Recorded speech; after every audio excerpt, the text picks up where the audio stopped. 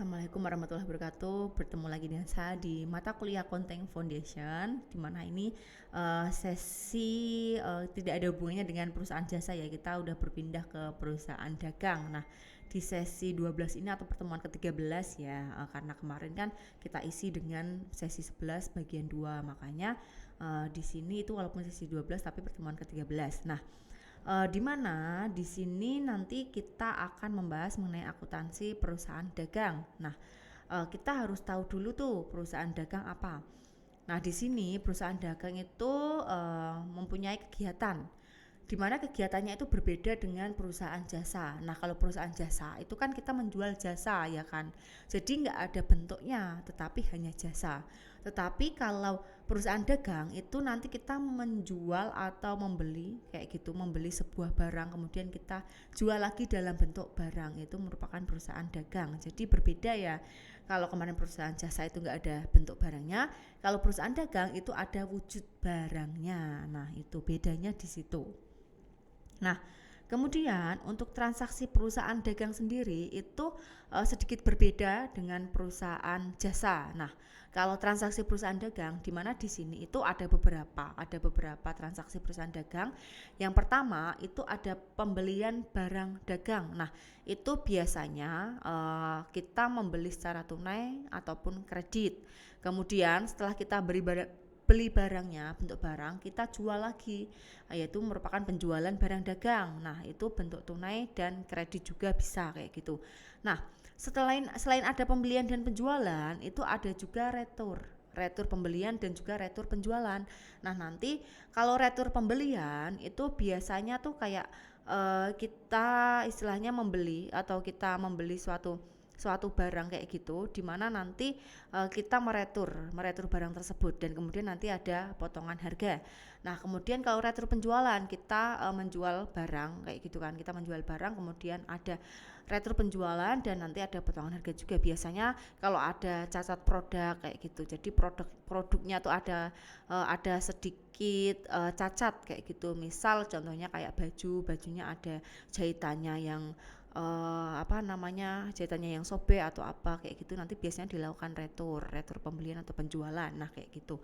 Kemudian yang kelima itu ada potongan penjualan dan pembelian. Nah, biasanya di sini potongan penjualan atau pembelian itu dilakukan kalau misal nih ada kita membeli atau menjual barang dalam jumlah yang banyak kayak gitu.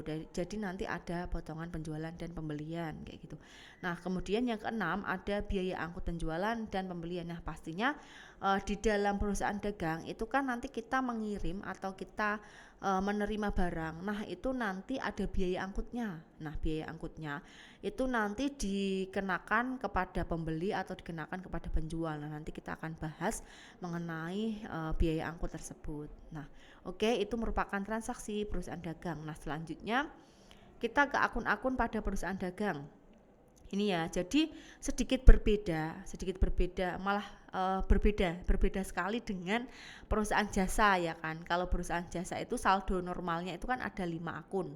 Ya kan, ada 5 akun aset, akun utang, modal, pendapatan dan beban. Kalau di dalam akun-akun perusahaan dagang itu lebih banyak lagi. Nah, itu dimana di sini saldo normalnya itu di bagian debit itu biasanya ada pembelian, potongan penjualan, retur penjualan, biaya angkut pembelian, biaya angkut penjualan, persediaan barang dagang, piutang dagang, dan harga pokok penjualan. Sedangkan dan yang kredit itu ada penjualan, potongan pembelian, retur pembelian, dan juga utang dagang. Jadi bedanya ini di sini ya, ini debit, ini kredit. Sama halnya kayak perusahaan jasa kemarin, kalau aset itu dia saldo normalnya di debit kayak gitu, kemudian ada utang itu saldo normalnya di kredit, modal saldo normalnya di kredit, pendapatan saldo normalnya di kredit, kemudian ada beban saldo normalnya di debit. Sama halnya dengan kayak saldo normal di perusahaan dagang.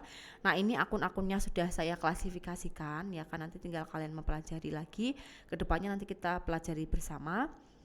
Oke, kemudian setelah tadi ada saldo akun normal, ini setelah itu ada syarat-syarat pembayaran. Nah, syarat-syaratnya apa aja? Jadi biasanya di dalam perusahaan dagang itu ada kode, ya kan, ada kode. Nah, nanti kita sebisa mungkin harus bisa istilahnya mengetahui cara membacanya.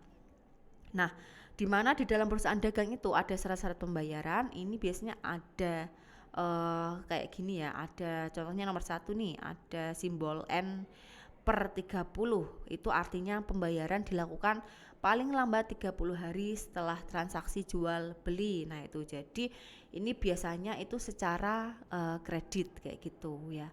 Kemudian yang kedua 2/10 N per 30, itu artinya pembayaran dilakukan kurang lebih dari 10 hari dapat potongan 2%. Jadi 2 ini merupakan persen, 10 ini merupakan hari. Nah kemudian jatuh tempo faktur itu selama 30 hari. Jadi N per 30 itu merupakan jatuh temponya, yaitu 30 hari. Nah, kemudian ada lagi yang ketiga, EOM atau end of month. Nah, di mana di sini artinya itu merupakan pembayaran dilakukan paling lambat pada akhir bulan berjalan. Misal nih, ada pembelian tadi ada pembelian baju kayak gitu di bulan Maret. Nah, pembeliannya itu tanggal 15. Berarti dilakukan pembayaran paling akhir itu tanggal 31 Maret. Jadi di bulan berjalan ya, bulan berjalan sesuai dengan tanggal pembeliannya kayak gitu.